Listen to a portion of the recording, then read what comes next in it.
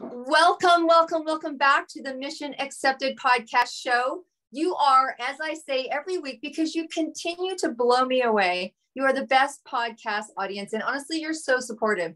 So we so appreciate you. We're so happy you're here. And we know that you're sharing the information because not only guests, but hey, bombard me. Keep sending me the emails. Keep telling me what it is that you want to see, what you want to hear.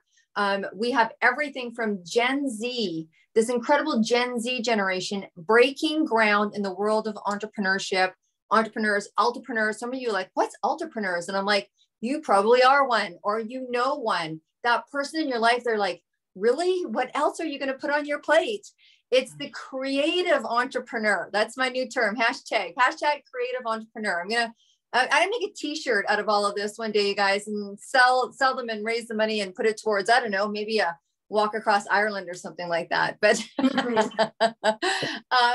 the creative entrepreneur who continues to add to their basket of things that they offer the world. And then of course, the gorgeous, beautiful creatives of people that are writing and singing and sculpting and arting and building. And then media, like podcast hosts, like radio hosts and TV hosts and journalists, and all of us that are self-funded and fueled on passion and authenticity, right? Isn't that really what's happening a lot in the world today of being an entrepreneur? And so you get to hear the most incredible stories. I'm so fortunate. They're like, you got to go to work today. I'm like, oh yeah, it's so tough to do this for a living and meet the coolest people. Now here's someone interesting that's coming onto the show today. Her name is Melanie Starr. So you had to know that she was going to be a success just from the given name, right?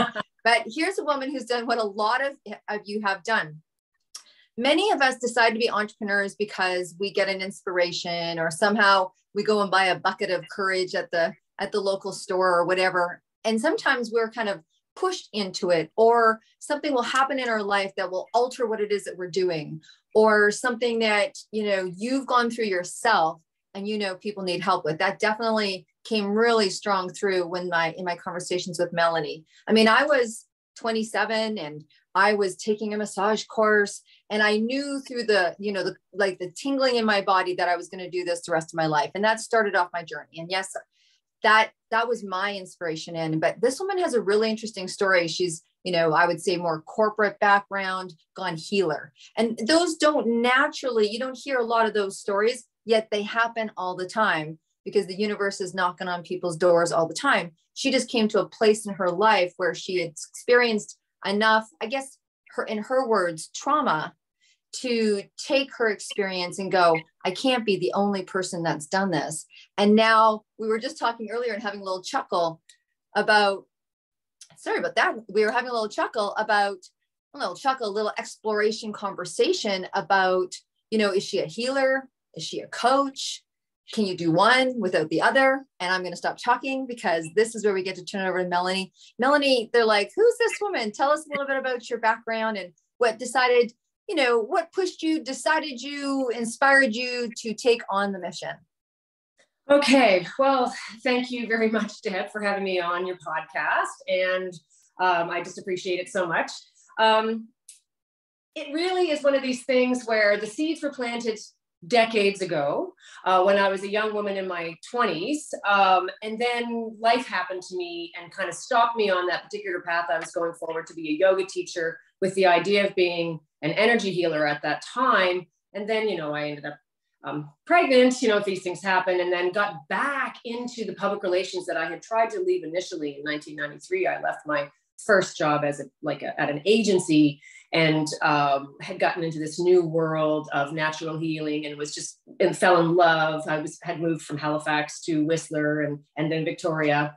So I was immersed in this whole much more like new age kind of thing that was really bursting forth in the 90s on the West Coast, and became very involved in that. And then life kind of happened to me in terms of, having a children and getting back, like for the sake of more financial stability than just being a yoga teacher, going back into public relations, going back into consulting, and worked as a consultant with my own business. I was actually a literary publicist at the same time as I was a medical journalist and communication strategist working mostly with Dalhousie Medical School, the Brain Repair Center, and other entities within Dalhousie Medical School, and really learned so much about health and how the body works, and especially the brain, be very interested in brain science. And then that has really carried forward in my work now. Things happen. Like I said in my little about bio, we went through incredible amounts of tragedy and trauma from 2009 to basically 2016, where my brother died of H1N1 in a very traumatizing sudden death situation. My daughter's best friend killed herself. She was only 13 years old. That sent my daughter, it was a soul-shattering event, right? Completely altered our lives. It just was like, after that. My husband at the time had developed throat cancer, but then things in our marriage were also breaking apart, and all of these pressures from all of the things that had happened. We were falling apart, I think, as individuals, as well as a couple and a family. Things, fell apart. Then my daughter developed a very severe eating disorder. It would just, so I kind of found myself back in this world, trying to help her heal. Originally, I had been trying to help myself heal in my 20s. And even in my teens, actually, I had many serious traumas happen to me. Like I got hit by a motorcycle riding my bicycle. I had some major falls, crashes, high speed catapults onto hard surfaces when I was living in Whistler. So that's what got me into the yoga teacher training and really learning therapeutic yoga. I was trying to get myself back to be able to move because I couldn't turn my neck, for example. Like I had to turn my whole body if I wanted to turn my neck. And I also met an energy healer at that time who taught me some methods. And I, for the next couple of decades, was working on myself and experienced this healing inside, the opening up of closed in spaces inside my body. So then when all of this went down and my daughter was in such a terrible state, one of our mentors encouraged me to get my own healing. I wasn't able to deal with the breakdown of my marriage at all because I was completely in, panic stations, Traumaville, dealing with this life-threatening situation with my daughter. So I started taking on, we actually did it together. We did our Reiki training together and both became Reiki masters.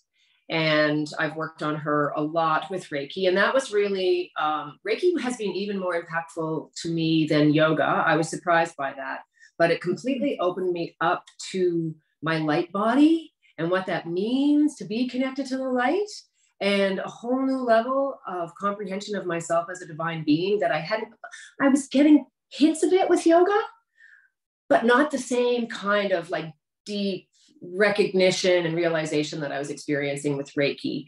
And that also took me into EFT. My idea early on was, but I very early on started taking on the idea that other people are going through this. I was starting to empathize with the idea of what parents are going through when their children have eating disorders. And I was thinking about taking what I was learning and translating it to working with parents of children with eating disorders. And I did do a little bit of that work, and I expect that at some point in time, I'll go back to it. But then I also was realizing I needed to deal, she got past the scariest part of all of that. And then I was really realizing that I needed to deal with the breakdown of my marriage. I was with this man since I was 18 years old, 32 years together, 26 years married, completely influential in my entire life. Like, as you know, long-term marriages influence every aspect of your life, where you're living, who your social group is, what you're doing for a job, what you do for your leisure activities, what your frame of mind is, what your belief system is. You're so influenced by all of this, right? So my identity and as a mother and a homemaker and all of these things was just, I had to deal with that. And so I started focusing on that for myself.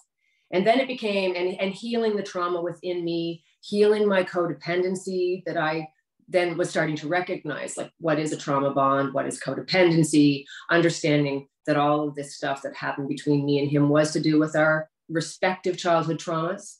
Understanding that the higher the spiritual perspective that you can take, the sooner, the faster you can heal when you realize that, oh, I chose this person.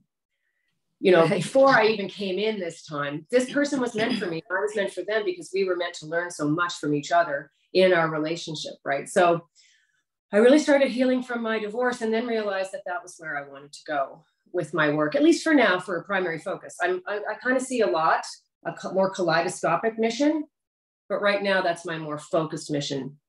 Right. I love that, kaleidoscopic. You know, it's a good friend of mine. A couple of days ago, we were talking because, of course, I have multiple. I'm one of those entrepreneurs, and he's like, we were coming up with names because people are like, "What's an entrepreneur?" And I'm like, "Oh, so now we have another one to add." You know, kaleidoscopic mission. Yes. And yeah, he's like, Deb, because he was talking about himself as well, and he's also creative. He's actually my webmaster, and he's like, we're potential lights. I'm like, ooh, that's a good one as well. Potential light. Gotta write that one down. Yes, yeah. So let's just recap a little bit, because that's a lot of breath for people to take in. So really, it's really been a journey for you. It's been like this coming to, but it's very interesting, and you'll hear that a lot with people in the healing arts. And I had a healing arts studio for 27 years, so I understand the organic. It's not an organic process. It's almost like an organic vision, where you go from one thing to another thing to another thing. And you start to see both sides of the coin, where you talk about seeing the spiritual, you know, relationship between this marriage, and also going through the actual, you know, pain of what it's like for that to come to an end, and dealing with the situation with your daughter, you know, from a practical standpoint, and what it means, and your epiphany of, oh my gosh, what are other parents, you know, dealing with? Go out there in the world, because I know what I'm dealing with. And then, you know, relying on this spiritual aspect of Reiki or what have you to help in this very kind of pragmatic situation that you have going on. And I think that the world has very much come, you know, I mean, hello, sister, I'm with you in the 90s, you know, when you had embarked on yoga, I had embarked on massage, and it sounds like you fall in your love with Reiki. And for me, my love was chakras and Ayurveda. Like, right. I think one of the healing modalities tends to resonate stronger for whatever that means, right? It's obviously a very big gift of yours. And so being able to recognize that you've had traumas, and I'm sure people listening will, if they went through the 4 or 5 or 10 years of their life, could list things. Then when something happens, then that digestion period and that transition period, and then the recognition of that. So you certainly have gone through enough, yet good on you that through that whole process, you had like an energy healer trying to help you turn your neck. I see you as a very resourceful woman who was willing to explore all possibilities to heal from, you know, what we would say was very traumatic times, right? Yes. Yeah. It's been very, very traumatic times. Sometimes that were very dark, when you doubt or you actually feel like, are we going to get through this? Yeah. What is going to happen here? Times of tremendous terror, really, and doubt.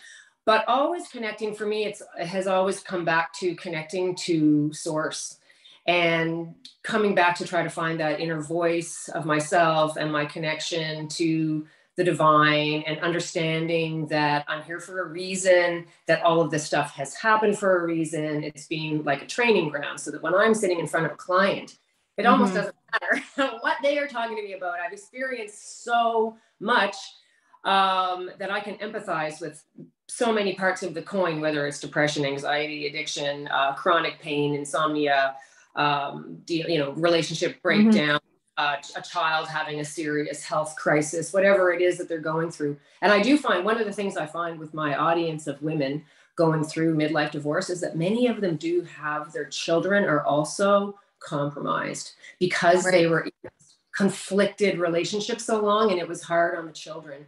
I work with the older women, but I have a message for younger women and couples as well. If it's really going badly, staying together for the kids is not doing the kids any favor. They'll do better if they see that their parents can peacefully, separate and build resourceful lives on their own, where they can co-parent peacefully and all those kind of things, than hanging on when they're out of alignment now. Because as you know, no doubt, it's all to do with the energetic alignment, frequency alignment of a pair of partners. And over so many years, people change. They just do. And when people are resonating on the same frequency or similar frequency, it's like music, right? You're so into music, you get harmony. But when someone's frequency is shifting and shifting and the other person's maybe isn't, you get discordance. Literally, the energetic frequencies of the two individuals are no longer in harmony, and you will get discord. And there's nothing can be done about it except recognizing that people have to be true to themselves. They have to be in alignment with themselves ultimately, because then if you're not, you're abandoning yourself. And many of my client base have been doing that for decades because of the social conditioning that tells you that it's more important to try to keep everything going, even if both people and the children are being harmed by the discordance that's being produced by the misalignment, right? So the social conditioning to stay in the marriage is very, very strong. But you can see how it's breaking down now. And there's such a wave, it's called like a tsunami of gray divorce, pretty much. The divorce rates are just escalating in this age group. And part of it is to do with the fact that people change over so many years. And also some of these relationships are just not meant to be anymore, right? They're not. I mean, yeah, it's such an interesting and in-depth topic, right? I remember reading back, there was a great book, is it Harvey Hendricks? And he's right. He wrote Finding the Love That You Find. And then his talk about the difference of marriage and the difference of dating, being engaged, and then really what happens when you get married and the difference of that, keeping the love that you find. And one of the main principles for him was, because you have this relationship, and it's so hard because you would have to go back almost not to the beginning of time, but you'd have to come to some kind of mutual epiphany during the course of your relationship, recognizing, because his books were incredible, was that, and it was the insight that I got for me was that if you could recognize that the person that you're in a relationship with has not only brought forth like great love and great gifts and great things, but also probably some kind of remembrance of your childhood trauma. Absolutely. That they're actually triggering you as well.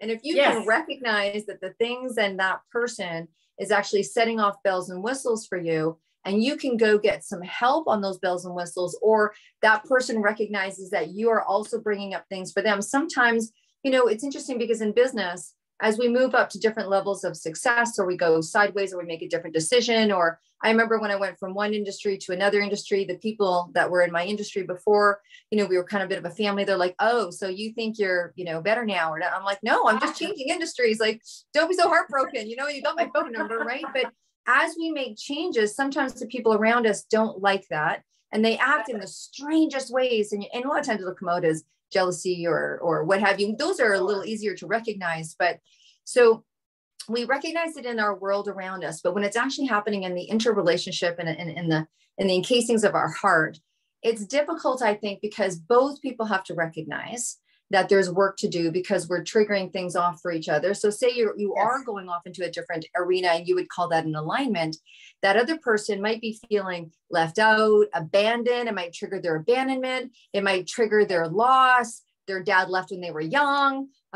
They were adopted. I mean, oh my gosh, right? Their best friend, was their best friend and then went off with some other group at grade 8, or, their best friend moved when they were young and it made an impression. Oh my gosh, the bucket is full, right? But unless that person recognizes that they're in some kind of trauma due to your kind of maybe expansion, that's also a place where discord happens. And it takes a really high level consciousness of people to go, maybe there's something going on here, and continue to heal, much like you did with your physical body. It's like, I say to people, if you have something wrong with your body and you're in physio, you're not going for 3 weeks, you're probably going for 3 months. But for both people in relationship to go, we've got 3 months or 6 months of work to do to try to at least respect each other's places where they're going now, and to try to keep some kind of formula to stay together if meant to be. And like you said, many times people don't understand. And it's not always. And you hit the nail on the head when you were talking about, it takes a certain level of consciousness to be able to understand that your triggers, to stop avoiding the things that trigger you because you don't want to be triggered, to understanding that the things that trigger you are like doorways to healing. Because if you can learn how to be calm and safe and to work through, like any opportunity that you're facing a trigger is an opportunity to heal that issue. It's something that's come up for healing, but that's not necessarily a common perspective. People have a ways to go before they get there. And that's part of what I feel my mission is as well. I have this sort of two-part mission. It feels quite a sacred mission to me. I've literally fallen into it in some ways, but I also feel it's being handed to me and that my life has been guiding me this way to be learning how to heal myself. I am a woman who likes to teach people to fish rather than give them a fish. So I'm a teacher as well, right? As a coach and a healer. I'm a teacher and a mentor too. I love to teach. I love to teach people the technologies that they can use to help themselves heal. And in the process, I'm also trying to help them raise their consciousness level. As you know, Einstein said, we can't solve our problems at the level of consciousness that the problems were created. You have to get to a higher level of consciousness to be able to solve problems. And this includes problems in relationships between individuals, and then relationships, say, between governments and populations, across nations, communities, men and women. There's so much duality dividing us right now across so many spheres that we need this raise overall planetarily for people to start to recognize that we are all the same. We are all one. There is no separation between me and anybody else on the planet, or any plant, animal, rock. We're all part of it. We're only as strong as our weakest member. And we can't continue this kind of pillaging of the earth and basically the top 1% running away with everything and leaving everybody else in this, state. There needs to be some overall raising of consciousness, and it can only happen by individuals. We cannot have a healthy society composed of unhealthy individuals, right? True. You have to have healthy individuals to have a healthy society. And so this is where, I know that seems rather grand, but it does happen one person at a time. Oh, absolutely. I mean, you're talking to a group of people that have been listening that are exactly that. I think that's where that, part of the creative period is recognizing similarities and recognizing differences, even in what you were talking about before in terms of relationships and the work that you do. Some are meant to heal, some are meant to elevate, and some are meant to separate. And right. I think being in the okayness of that, whatever that looks like, whether it's the work you need to do or the pain that you need to go through, and recognizing that, yes, we all are. And I think, it sounds very Hallmark, sounds very, cards, but it doesn't. It's like, when you say that it's one person at a time, it reminds me of one of the industries that I in, that is the philosophy of how we build our business. But the other one, the first name that popped into my head, maybe because I'm so absorbed in music, is Bob Geldof. And when you think when they got together and sung "We Are the World," I don't think anyone that was around from that generation would forget the impact. I can still hear that song today, and if you're too young to understand what it is, get yourself on YouTube and go Google "We Are the World" and encapsulate that feeling. I think for me, it was one of the times where I really got to see, because we didn't have the internet, you know what I mean? We didn't have we didn't have the internet we have today. We didn't have the technology to be able to talk to people all over the world, even in small tribes in Kenya. I was talking to a woman that's in a very small tribe in Africa, in Jamaica. We just didn't have that technology, and we didn't have a sense of the world, I think, until, a lot of times artists or creatives or people that are movers or teachers actually started flying to places and teaching and people going and learning, and the whole, all of that good stuff happening with your teacher. So, it's those plane, trains, and automobiles. And now we do come from a world, and I think people can encapsulate that, honestly, one movement, right? Isn't that what, tsunami is like? A butterfly effect, like one movement can really change. So we're getting pretty vast and we're getting pretty philosophical on here. Let's bring it back a little bit, Melanie. Let's bring it back a little bit. So I want to talk about you, because you are a healer. You are a master at what you're teaching. You have clearly great intentions. You're very authentic in your the bigger picture. But I love the fact, because there is a lot of women in the sector that you're in now, whatever the Kaleidoscope has for you in the future is what it is. But first of all, we need to talk about, you need to come back on the show, and me and you need to talk brain. Because when you were talking brain, I was like, oh my God, everyone knows I love the brain. I'm like a brain addict. Yeah. But tell us a little bit about what the work is now. So you work predominantly with women that are actually in that midlife place, because when a divorce ends, so does a lot of things like our identity gets, Yeah. you know, gets spread. So tell me, you tell us what work you do. Okay, well, I have a Facebook group, a private Facebook group that I run. I keep it pretty intimate so everyone feels safe. It's a very safe space. I call it Midlife Divorce Transformation. And the reason why I use the word transformation is I want people to understand, or I want people to, okay, so a lot of people are approaching their divorce like it's the end of the world. And it can be crushing, devastating. I was devastated. I was completely devastated, could barely function. You know, it feels like the end of the world. It feels like the end of your life. You lose a lot. Like I lost my home, my community, my neighbors, friends, money, you know, the family, so much, you know, you lose so much. And then you're really left though, confronting yourself. And that is actually a gift because you had so much distraction and so much emphasis on everybody else. And you realize that you were conditioned to be like that, to put everybody else first, even if you're actually kind of destroying yourself in the process or losing yourself. And so what I'm helping these women learn how to do is put themselves first, see who they really are, understand themselves as a divine being, and start to understand what really turns their crank. What inspires them? How do they want to move forward? How can they find safety in their life? How can they find connection? How can they ground themselves, right? Into these really basic things. I work a lot with the physical body, with the heart, mind, soul. It all has to be part and parcel. So I do one-on-one work.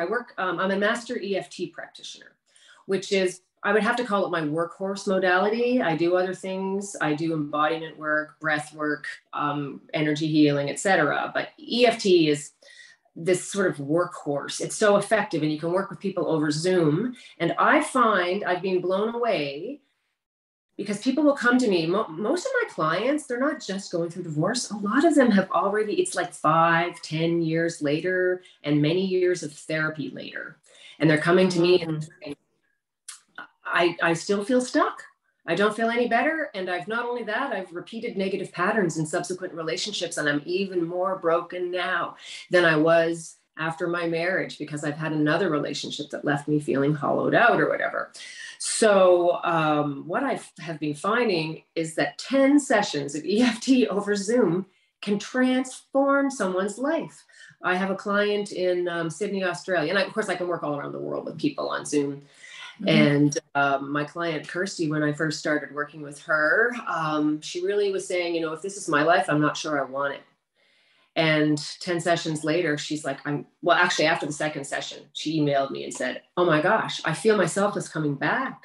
And now she's just so grateful and she feels like I've saved her life, you know? And I see these results with women. It's amazing how effective EFT is because it works on the nervous system. It's not just talking about your problems. It's calming the amygdala, the, you know, threat detection center in your brain, and deactivating your triggers as you work through all of this stuff. And it always takes us back to childhood because always there's some kind of predisposing factor that has caused this person to not value themselves maybe as much as they should and could as, you know, a divine being.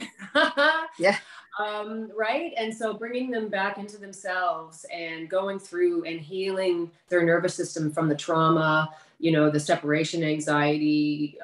In many cases, there's a betrayal trauma. In some cases, there was a codependent with an alcoholic partner is very often the case. A lot of my clients come to me having been in marriages with very mentally unwell people, can certainly happen. And that's had a big effect on them as well. So they've been through a lot, but it's kind of almost miraculous how well EFT works, even for such deeply entrenched long-term patterns. It kind of astonishes me, really.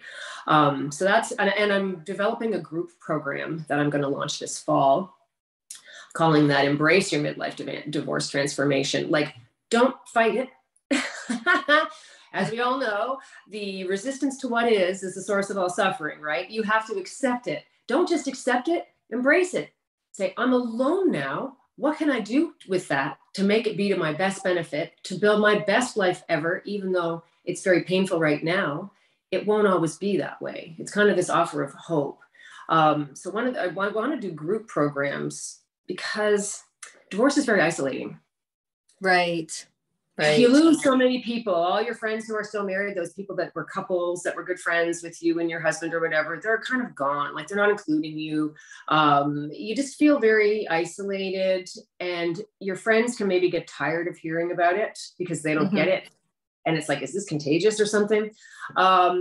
So bringing women together in small, I think of them as sacred healing circles, to be in little group programs with maybe 8 or 10 people, to connect, to have weekly healing coaching sessions on Zoom, supplemented with like a weekly curriculum that takes them through a pathway of using embodiment teaching, like using different yoga postures and breathing exercises to feel into being a different person through your body. Like if you're like this,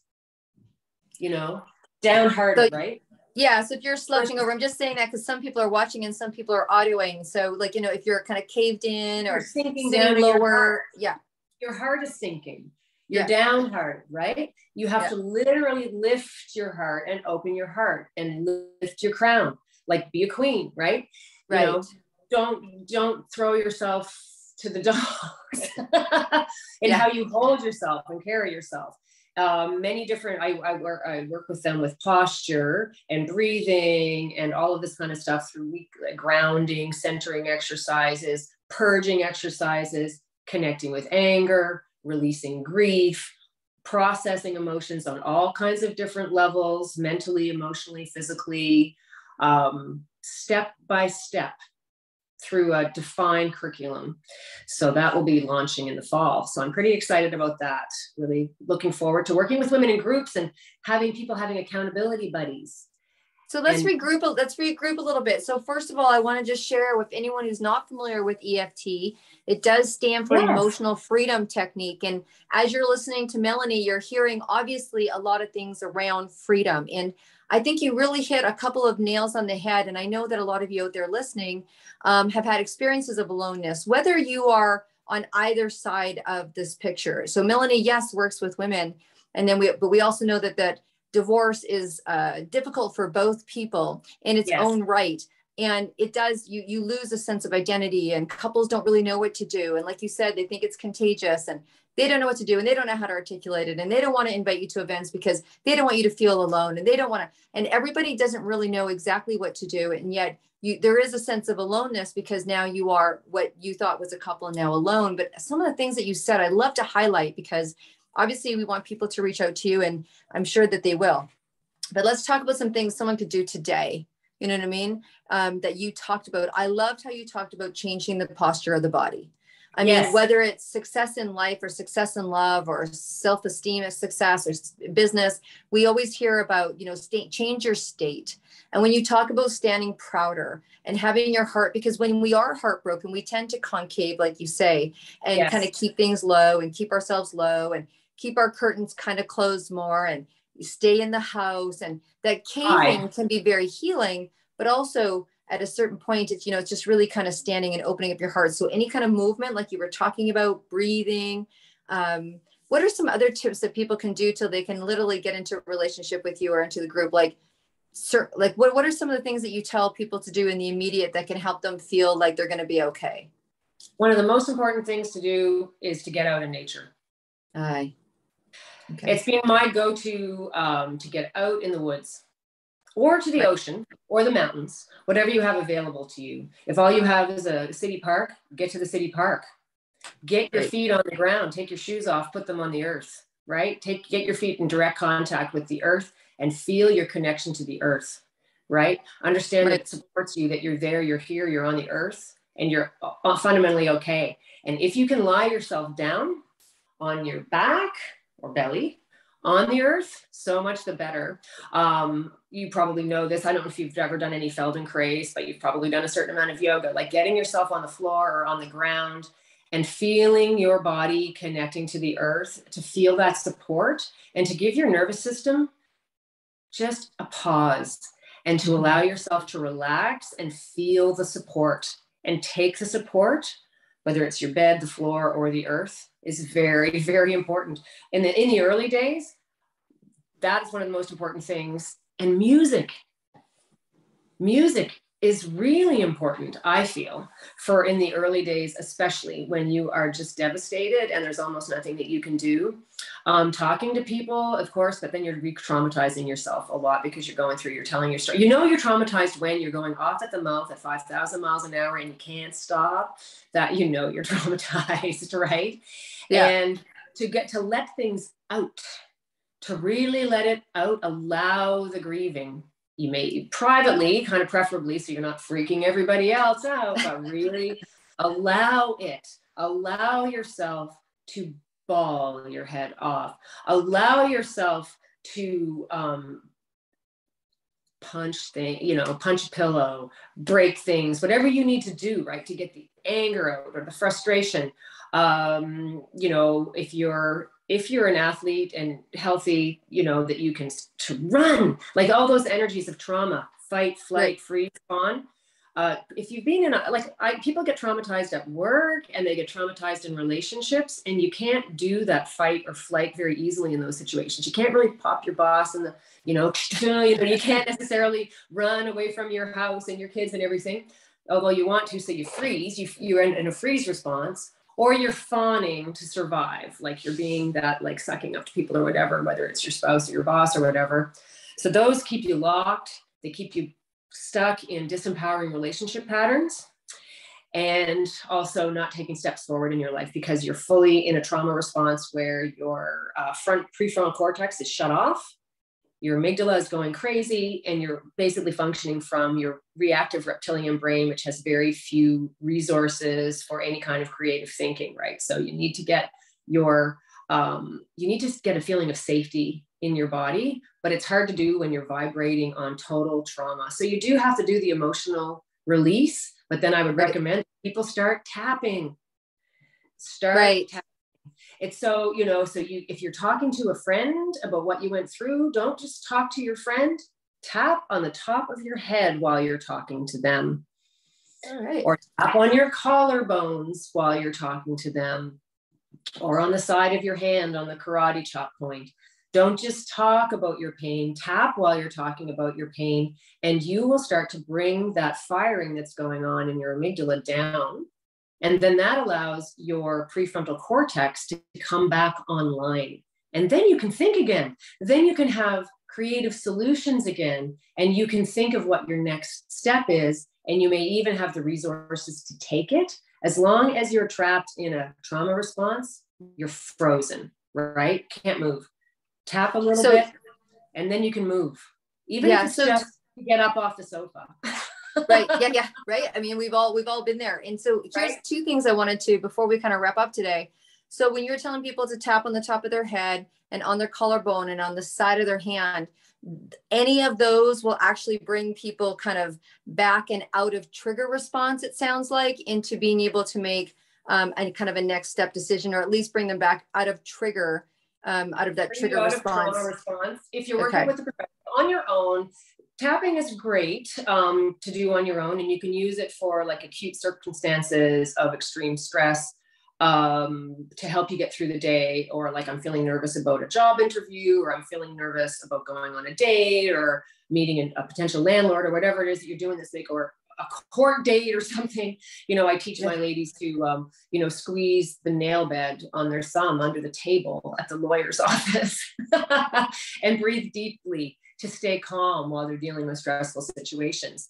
To really do the deep healing, it does require professional help, I believe, but as a self-help tool, very, very powerful. You probably won't be able to take yourself to the deepest layers of, the peeling the onion to get to the core root issues, because when I'm working with people, we start working with the saboteur that's driving these self-sabotage behavior patterns. We start working with the inner child whose panicked responses are keeping people stuck.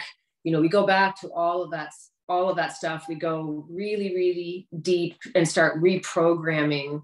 Some people call it matrix reprogramming. Start reprogramming how they're feeling power in their bodies to do with experiences that they had in their lives that were very disempowering. We start returning people's personal power back to them.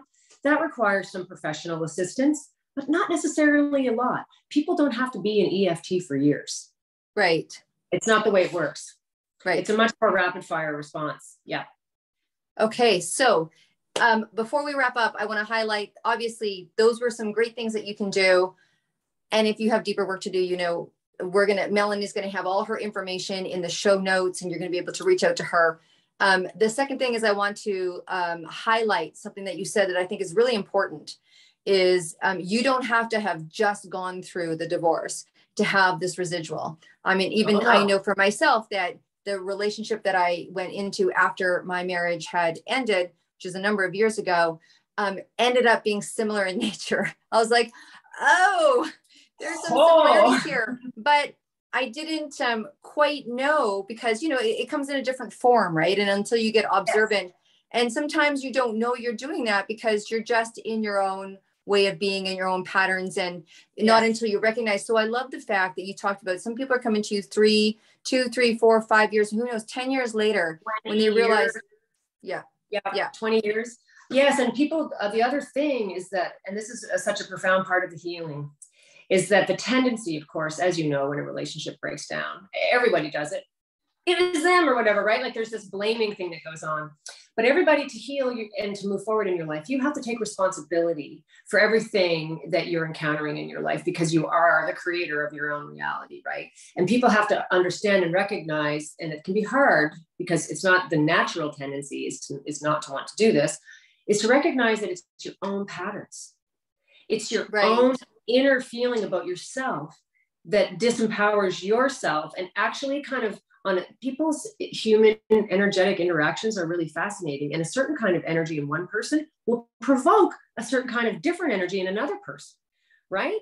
And if a person is really self-possessed and owns themselves in a deep way, they will not be abused. They will not be, you know, like they will not be in a relationship that's full of struggle and conflict, right? Right. It's really, we have to take responsibility for our own community, the ways that we communicate, the ways that we feel about ourselves, whether or not we are willing to abandon ourselves, you know, how respectful we can be for another person. We have to recognize that maybe what we don't like about another person that we're seeing or we're rejecting or criticizing is actually something that they're showing us about ourselves. Right? Because relationships are mirrors, and some, you know, and that's why the consciousness is so important. And that when people are in really conscious relationships, they start to be able to say things like, oh, you just did something I didn't like, that I have to examine myself now. Right. There's so much to explore. I mean, Melanie, we could have you on every week. Maybe we will. It'll be the Melanie Starr report. Okay. So we're going to wrap up here. I'm actually very conscious of the fact that you have a session that you need to do. So we're going to wrap up here. But what I want to say to everybody, first of all, Melanie, can you give people your website or how they can contact you? My website is Melanie Starr, there's 2 R's in Starr, transformation.com. So Melanie Starr, transformation.com. Okay. Or they can reach me at melanie@melaniestarr.ca. Okay, perfect. Thank you. Yeah. Thank you so much for being transparent and sharing as well, because that's obviously a big part of how you've become as gifted as you are, is sharing some of those things. We know when someone says like their child had an eating disorder or a divorce happened or a death happened, we know that there's a whole vast array, and talking about how life was dark. And I think you don't get to a certain level of wisdom in this life unless you've experienced some darkness, and to be able to come out of that. So I want to thank you, listeners. Again, here it is. The Mission Accepted is a platform for people that have taken on the mission. And honestly, we're here for you to come and share your story. So please do that. And if you're not aware, we also produce publications that if you've always wanted to write a book, if you've always wanted to get your voice out, but you don't want to do it alone, that's okay. We do anthologies and we put people together, like-minded people together. And you heard Melanie talk about how supportive that is. And right now, as we're launching this podcast, we're having an incredible experience of hitting, incredible numbers for book launches and making people that have never been authors before #1 best-selling authors. And so how incredible is that? And so we have a community of opportunities of way for you to get your word out, whether it's endorsements on the site or publications or put a quote in our entrepreneur planner. There's lots of reasons for you to reach out. We'd like to help bring what you do to the forefront, like what happened for Melanie today. So please, you know how to get in touch with us. right? So Melanie, thank you so much for being so transparent. Thank you for going through and doing what you do. And thank you for sharing that with others. And with that, people, we will see you again here very shortly.